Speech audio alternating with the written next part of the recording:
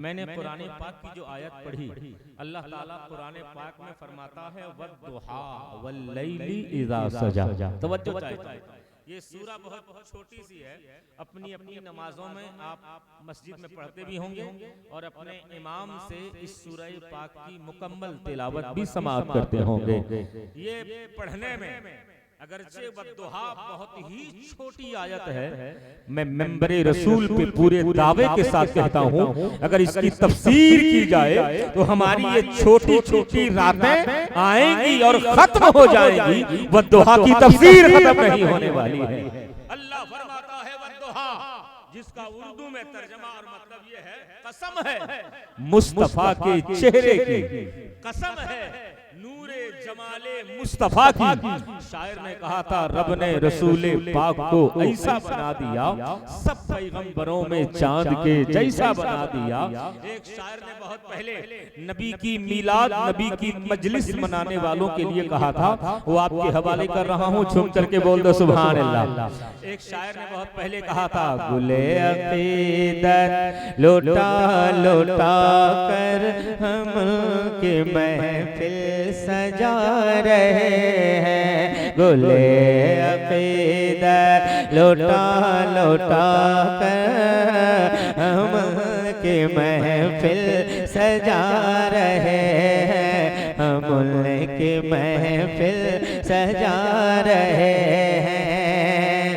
अजी पढ़ो मुसलमा दुरूद कलमा, पढ़ो मुसलमा दुरूद कलमा, रसूल तशरीफ ला रहे हैं।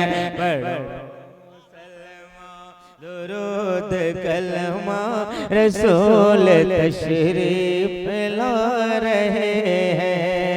अल्लाह का कुरान कहता है वद्दुहा, कसम है मुस्तफा के चेहरे की। रब ने रसूले पाक को कैसा बनाया था। आशिक़े मुस्तफा हिशामपुर की जमीन पे अपनी जिंदगी गुजारने वाले, मैं आपसे पूछना चाहता हूँ, आप भी अपने नबी से सच्ची मोहब्बत करते हो कि नहीं हो?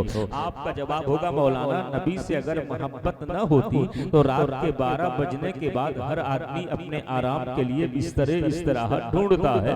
हम यहाँ किस लिए बैठे हुए हैं? इसीलिए हमें अपने नबी से मोहब्बत है, उसका इजहार करने के लिए इतनी रातें हो गई फिर भी हम बैठे हुए हैं और ये इजहार करना चाहते हैं कि मुस्तफा की मोहब्बत में एक रात किया, हजारों रातें नबी के नाम पे कुर्बान करने को तैयार हैं। ये जज्बा लेकर के बैठने वाले हिशामपुर वालों, तवज्जो मेरी तरफ मरकूज करो तो मैं समझाते हुए चलूं। अल्लाह ने कुरान में क्या कहा? वद्दुहा, कसम है मुस्तफा के चेहरे की।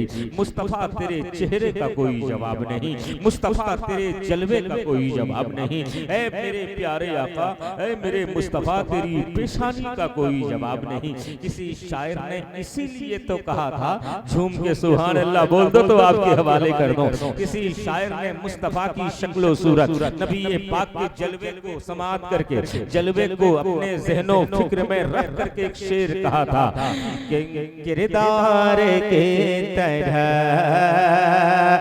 है न मियार के तरह, किरदार के तरह है न मियार के तरह। अब्दुल कादिर भाई तवज्जो चाहता हूँ, किरदार की तरह है ना अजीब मियार की तरह, कोई नहीं है सैयद अबरार के तरह, कोई नहीं है सैयद। नारे तकबीर, नारे रिसालत, मसलके आला हजरत फैजान हुजूर मुजाहिदे मिल्लत, जश्न गौसुल वरा कॉन्फ्रेंस हजरत अल्लामा मौलाना मुर्शीद अली हबीबी। नारे तकबीर। कोई नहीं है अहमद मुख्तार के तरह। आज कुछ लोग कहते हैं मुस्तफा तो हमारी तरह है, अरे मुस्तफ़ा के पसीने से खुशबू आती थी, तुम्हारा पसीना तो बदबू करता। तुम जब पसीने में मुस्तफ़ा की बराबरी नहीं कर सकते, नबूवत और रिसालत में कहां से बराबरी कर सकते हो? तो शायर ने इसका जवाब दिया था एक शेर से। बस एक ही शेर पेश कर रहा हूं, अपनी गुफ्तगू का आगाज कर रहा हूं। झूम के एक बार और बोलते सुभान अल्लाह। बैठे बड़े आराम से बच्चों, जब महफिल पाक में बैठा जाता है ना तो खामोशी से नहीं, सुभान अल्लाह अल्हम्दुलिल्लाह कहा जाता है। भाई नियाज अली एहसानी साहब पढ़ रहे थे, बड़े जज्बे का इजहार आप कर रहे थे, यहाँ तक कि वो ये कहने पे मजबूर हो गए कि जितने चचा बेदार हैं उससे ज्यादा उनके बच्चे बेदार हैं। अब तो बड़ी खामोशी के साथ बैठे हुए। मैं गुजारिश करता हूँ जब तक बैठो सुभान अल्लाह अल्हम्दुलिल्लाह कहा करो, इसलिए कि जब कोई नाबालिग बच्चा कोई बड़ा आदमी सुभान अल्लाह कहेगा उसे 90 नेकियां मिलेंगी, लेकिन जब कोई छोटा बच्चा सुभान अल्लाह कहता है अल्लाह ताला उसे भी 90 नेकियां देता है, उसके वालिदैन को भी 90 नेकियां अता किया करता है। इसीलिए जब बच्चे महफिले पाक में आए, मेरी माँ और बहनों से गुजारिश करूंगा अपने बच्चों को ये तलकीन करके भेजें, बेटा ये महफिल ऐसी वैसी नहीं, मिलादे मुस्तफा की महफिल है। जब तक बैठना अपनी जुबान से सुभान अल्लाह अल्हम्दुलिल्लाह जरूर कहते रहना, क्योंकि बच्चे दुनिया के किसी भी शख्स की बात माने चाहे न माने, माँ की बात जरूर माना करते हैं। इसीलिए बच्चों को ये सारी चीजें सिखाने की आप कोशिश करें। मैं अर्ज कर रहा था, दुनिया के कुछ लोग कहते हैं मुस्तफा के बराबर है। शायर का एक ही शेर सुन ले, इसी पे इत्तेफाक कर रहा हूँ। झूम के एक बार और बोलते सुभान अल्लाह। कोई नहीं है मद मुख्तार की तरह, कोई नहीं है मद मुख्तार की तरह, और अपना सा कह रहे हो तो कंकर से एक बार। नाज़िम साहब तवज्जो चाहता हूं शेर पे, अपना सा कह रहे हो तो कंकर से एक बार, अजी अपना सा कह रहे हो तो कंकर से एक बार, कलमा पढ़ा तो सैयद अबरार की तरह, कलमा पढ़ा तो सैयद अबरार की तरह। कुरान कहता है वद्दुहा, कसम है मुस्तफा के चेहरे की, रब ने रसूल पाक को ऐसा बना दिया, सब पैगंबरों में चांद के जैसा बना दिया। मेरे मुस्तफा का चेहरा बड़ा खूबसूरत था, बड़ा हसीन था, बड़ा जमील था। मेरे आका को रब ने बेमिसाल बना करके दुनिया में भेजा है, बेनजीर बना करके दुनिया में भेजा है। मुस्तफा तेरे चेहरे का कोई जवाब नहीं। मुसलमानों में पूछना चाहता हूँ हिशामपुर वालों से, जमाने से आप मुस्तफा की महफिल सजा रहे हो, मुस्तफा के जिक्र की महफिल में बैठने के लिए आया करते हो, नबी का चेहरा तुमने जान लिया, नबी का चलना फिरना तुमने जान लिया, मुस्तफा की किरदार और गुफ्तार को भी तुमने समाप्त कर लिया।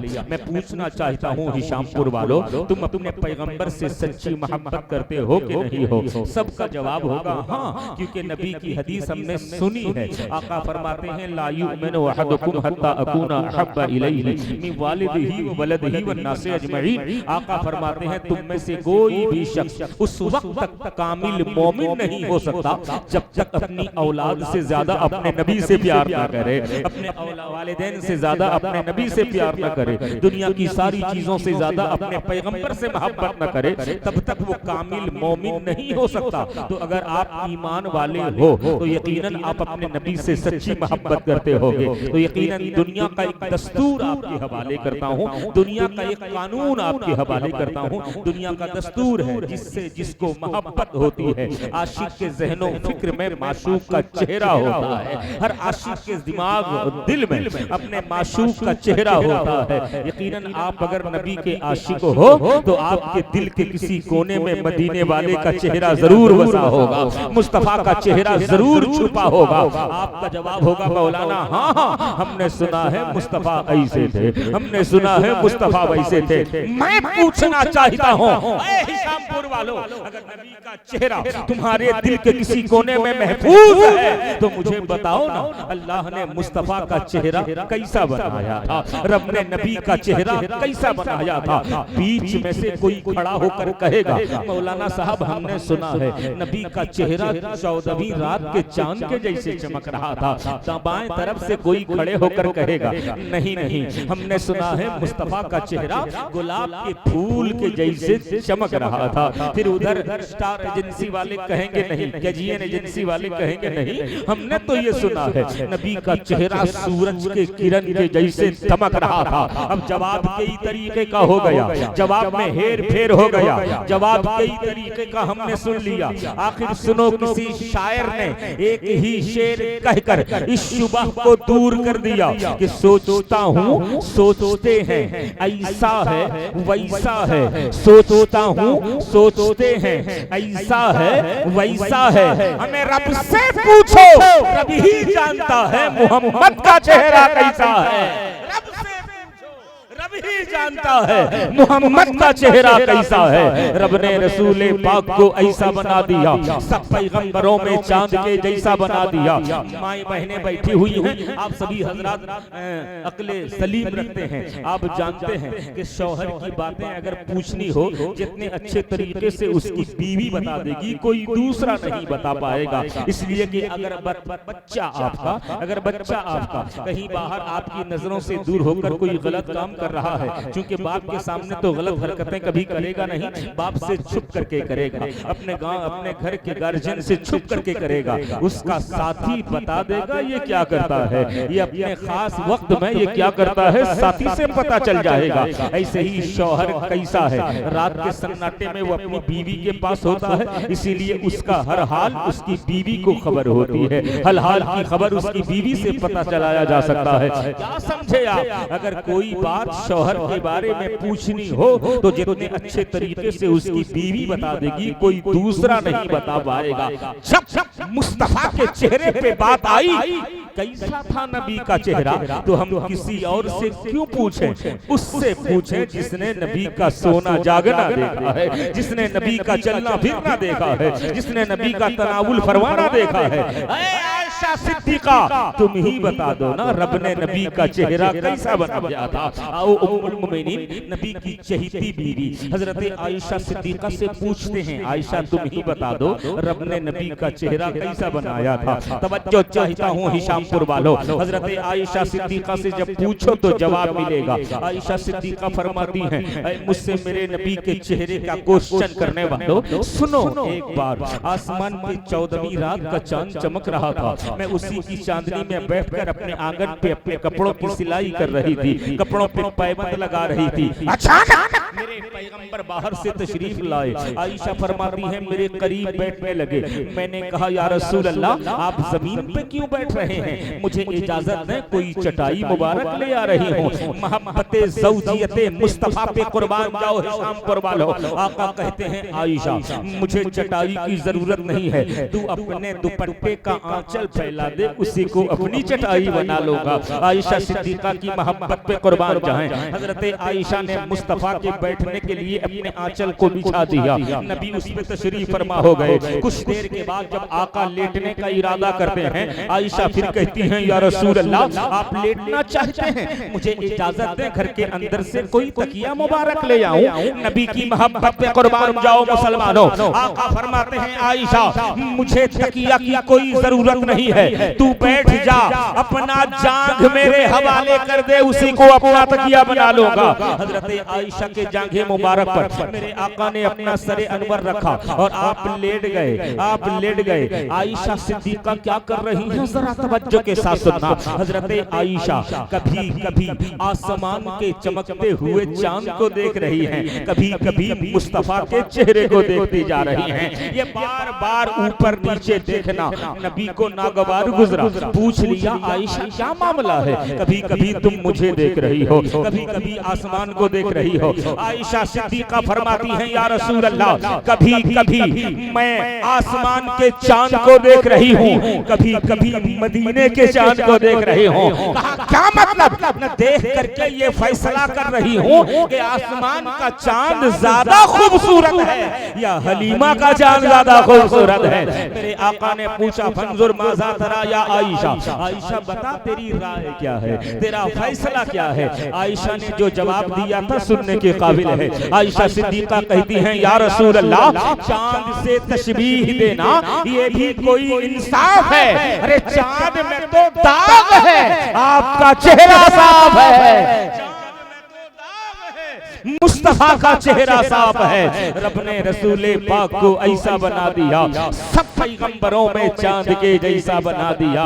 मेरे मुस्तफा की महफिल में आने वालों जरा समझो नबी के चेहरे को रब ने बनाया कैसे था।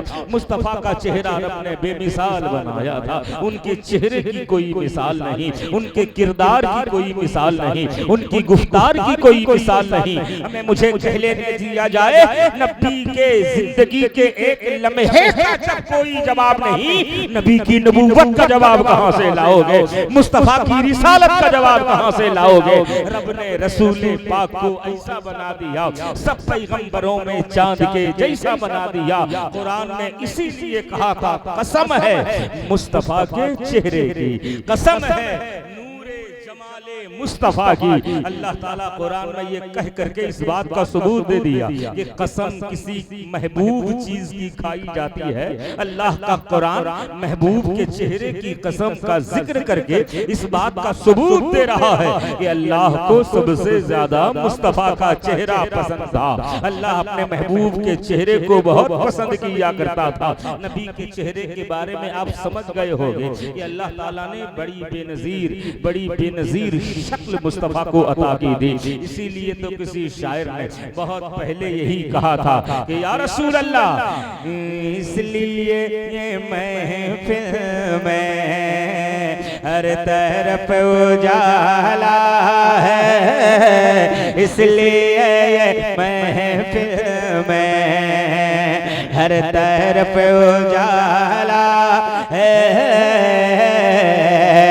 इसलिए ये महफिल में हर तरफ उजाला है। कायनात का दूल्हा, हाँ मदीने का दूल्हा आज आने वाला है, हाँ मदीने का दूल्हा आज आने वाला है। और आज भी मेरे आका हैं मज़ार में जिंदा, आज भी मेरे आका हैं मज़ार में जिंदा, हैं मज़ार में जिंदा। इसलिए जिधर देखो उनका बोलबाला है, इसलिए जिधर देखो रब ने रसूल पाक को ऐसा बना दिया, सब पैगंबरों में चांद के जैसा बना दिया, दश्ते बला को अर्श का जीना बना दिया, जंगल को मुस्तफा ने मदीना बना दिया। अच्छा नबी दो जहां सल्लल्लाहु ताला अलैहि वसल्लम के चेहरे के अंदर रब ने बड़ी कशिश अता फरमाई थी, बड़ी जाज़िबियत अता फरमाई थी। इसलिए जब कोई यहूदी एक बार सरकार को देख लेता आप पे अपनी जान निछावर करने पे मजबूर हो जाता था। मुस्तफा के चेहरे के अंदर बड़ी कशिश थी। नबी की एक निगाह पड़ती है तो एक अबू बकर था, उसे सिद्दीक़े अकबर बना दिया करती है। नबी की निगाहे नाज के अंदर रब ने इतनी कशिश और जाज़िबियत अता फरमाई थी कि जब जब मोहम्मद की एक निगाह हजरत उमर पर पड़ी है, कसम खुदा की अदालत का शहंशाह बना दिया है। मुस्तफा की निगाहे नबूवत के अंदर ऐसी कशिश और जाज़िबियत थी कि जब मुहम्मदुर रसूलुल्लाह की एक निगाह हजरत उस्मान पे पड़ी, कसम खुदा की सखावत का समंदर बना बनाती चली गई है। जब जब मुहम्मदुर रसूलुल्लाह की एक निगाह मौला अली पे पड़ी है तो आपको शुजाअत व बहादुरी का शेरे खुदा बना दिया है। इतनी तारीफ करने के बाद कोई आदमी सवाल कर सकता है, नबी की निगाहे नाज में इतनी कशिश थी कि कोई अबू बकर से सिद्क़ व सफा का मखज़न बन रहा है, कोई उमर से अदालत का शहंशाह बन रहा है, कोई उस्मान से ज़ुन्नूरैन बन रहा है, कोई अली से शुजाअत व बहादुरी का शेरे खुदा बन रहा है। अगर नबी के निगाहे नाज में इतनी कशिश थी तो क्या रसूल की निगाह अबू जहल पे नहीं पड़ी थी, अबू लहब पे नहीं पड़ी थी, उतबा और शैबा पे नहीं पड़ी थी? अगर पड़ी थी तो फिर निगाहों का तजाद कैसा है? एक तरफ निगाह पड़ रही है, कोई सिद्दीक़ अकबर बन रहा है, कोई फारूक आजम बन रहा है, कोई ज़ुन्नूरैन बन रहा है, कोई शेरे खुदा बन रहा है, और एक तरफ निगाह पड़ती है तो कोई अबू जहल दिखाई दे रहा है, कोई अबू लहब दिखाई दे रहा है, कोई उतबा और शैबा दिखाई दे रहा है। नबी के निगाहे नास के अंदर अगर इतनी कशिश थी तो इनमें तब्दीली क्यों नहीं आई, इनमें बदलाव क्यों नहीं आया? तवज्जो चाहता हूँ हिशामपुर वालों, तवज्जो चाहता हूँ। नबी पाक सल्लल्लाहु ताला अलैहि वसल्लम की निगाहे नाज का एग्जाम्पल आपके हवाले पेश करता हूँ। अभी कुछ दिन पहले हिशामपुर की जमीन पर इतनी बारिश हुई कि यहाँ के नदी नाले भर गए। लेकिन याद रखना, ये सामने में बाबा बैठे हुए हैं, इन्होंने आकर मुझे बताया, मौलाना साहब आप लोग कहते हो इतनी बारिश हुई है कि नदी नाले भर गए हैं, लेकिन मेरे आंगन पे एक बर्तन पड़ा हुआ था, उस पे तो एक कतरा पानी मौजूद नहीं है, उस पे एक तो कतरा पानी मौजूद नहीं है। मौलाना अब्दुल कादिर साहब हैरत में पड़ गए। हमने कहा कि हैरत में पड़ने की कोई जरूरत नहीं है, जरा चल करके उस बर्तन को करीब से देखा जाए। हम सब मिल करके, फॉर एग्जाम्पल, उदाहरण के तौर पे बोल रहा हूँ, हम सब मिल करके इनके दरवाजे पे पहुंचे। दूर से देखा, ये जो कह रहे थे आंगन पे बर्तन है, दूर से बर्तन तो दिखाई दे रहा है, लेकिन ताज्जुब की बात तो ये है कि यहाँ के नदी नाले बारिश के पानी से भर गए, लेकिन उस बर्तन पे एक कतरा पानी मौजूद नहीं है। हमने कहा ऐसे नहीं, जरा करीब से उस बर्तन को देखा जाए, पास से उस बर्तन को देखा जाए। जब बर्तन के बिल्कुल करीब हुए तो क्या देखा, बर्तन सीधा नहीं उल्टा पड़ा हुआ था। हमने कहा मौलाना, ये बर्तन कयामत तक अगर इसी तरीके पड़ा रहे, जितनी बारिश होनी हो जाए, लेकिन कभी उस पे एक कतरा पानी आ नहीं सकता, क्योंकि बर्तन सीधा नहीं उल्टा पड़ा हुआ है। ऐसे ही मुसलमानों मिसाल समझ गए। मुझे कह लेने दिया जाए, जब मक्के और मदीने की जमीन पर मेरे नबी की निगाहे नबूवत से अनवारो तजल्लियात की बारिशें हो रही थी, उस वक्त मेरे पैगंबर ने अबू बकर के ज़हन के बर्तन को सीधा देखा, एक कतरा डाल दिया है, सिद्क़ व सफा का मकसद बना दिया है। जब मुस्तफा की निगाहे नाज से अनवारो तजल्लियात की बारिशें हो रही थी, मुस्तफा जाने रहमत ने उमर फारूक के ज़हन का बर्तन खुला देखा, एक कतरा डाल दिया है, कसम खुदा की अदालत का शहंशाह बना दिया है। लेकिन अबू जहल के ज़हन का बर्तन उल्टा पड़ा था, पड़ा ही रह गया। एग्जाम्पल समझ गए। मुर्शिद हबीबी को कहने दिया जाए, जलसा एक नहीं हजार हो जाए, लेकिन जब तक अपने ज़हन के बर्तन को खोल कर यहाँ नहीं बैठोगे, जलसे से कोई फायदा हासिल होने वाला नहीं है। बरसों से यहाँ जलसा होता है, बरसों से हमारे दरवाजे पे मिलाद की महफिल सजाई जाती है, लेकिन हमारे बच्चों के अंदर कोई तब्दीली नहीं है, हमारी मस्जिद की नमाजियों में कोई तब्दीली नहीं है। ये क्यों? ये जलसा जुलूस मनाने से फायदा क्या मिला? अरे जो हाल जलसा करने से पहले हमारे मुआशरे का था, वही हाल जलसा करने के बाद भी अगर हुआ तो यकीनन जलसे से कोई फायदा हासिल नहीं होगा। मैं अर्ज करना चाहता हूँ, अपने अपने बच्चों को दीन की तालीम दीजिए, इन बच्चों को दीन की तालीम दीजिए, वरना पहले ही एक जुमला मैंने कहा था, लिफाफा देख के खत का मजमून समझ में आ जाता है। ऐसे ही जब आपके बच्चों के अंदर दीनी माहौल देखा जाएगा तो दुनिया ये कहने पे मजबूर हो जाएगी, ये बच्चा किसी आवारे खानदान का नहीं, रसूल के गुलामों का खानदान मालूम हो रहा है। ये बातें कब सुनने को मिलेंगी? जब हमारे बच्चे दीन की तालीम हासिल करेंगे, हमारे बच्चे हाफिज़े कुरान बनेंगे, हमारे बच्चे आलिम ज़ीशान बनेंगे, हमारे बच्चे क़ारिए कुरान बनेंगे, तभी हमारे मुआशरे के अंदर तब्दीली आएगी। ये जलसा जुलूस मनाने की कोशिशें करने वालों से भी मैं गुजारिश करूंगा कि आप जब तक अपने अंदर तब्दीलियां नहीं लाओगे तो यकीन जाने आपके अंदर भी इनकलाब पैदा होने वाला नहीं है। अपने घर के माहौल माहौल के अंदर इस्लामी माहौल बेदार करने की कोशिश करो। हम मुसलमान हैं, सिर्फ नाम मुसलमानों जैसा रख लेने से नहीं चलेगा, हमारा काम भी मुसलमान होना चाहिए, हमारा किरदार भी मुसलमान होना चाहिए। मुस्तफा के आशिक हैं ये कह देने से नहीं चलेगा, बल्कि आप अपने किरदार के अंदर मुस्तफा की सुन्नत को ऐसे सजा लो कि जब तुम रास्ते में चलते जाओगे तो जमाना कहे कि आशिक़े रसूल गुजरता जा रहा है, जमाना कहे कि मुहिब्बे रसूल गुजरता जा रहा है। लेकिन हमारे किरदार इतने गंदे हैं, हमारे कैरेक्टर इतने गंदे हैं कि हमें देखकर दूसरा भाई बाहर चला जाता है, हमें देखते ही अपना रास्ता वो बदल देता है। क्यों? क्या हम इतने गंदे हो गए, इतने गंदे हो गए? हमारे हम गंदे हैं जरूर, हमारा मजहब बड़ा साफो शफाफ है, हम कमीने जरूर हैं, हमारा मुस्तफा बड़ी शान वाला है। नबी के सच्चे आशिकों की पहचान तो ये होनी चाहिए कि हमारे अंदर नबी का किरदार समा जाए, नबी की जिंदगी के लम्हात हमारे अंदर समा जाएं।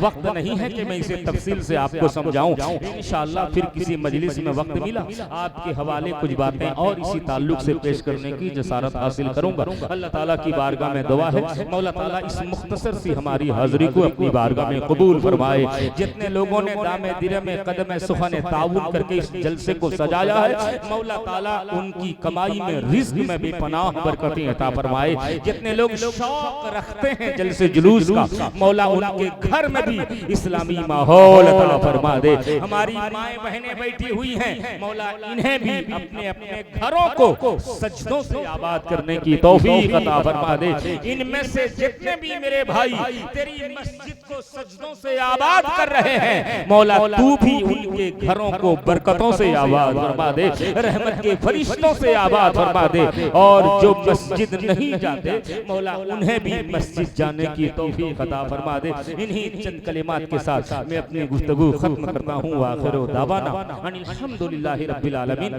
कहीं कोई जाए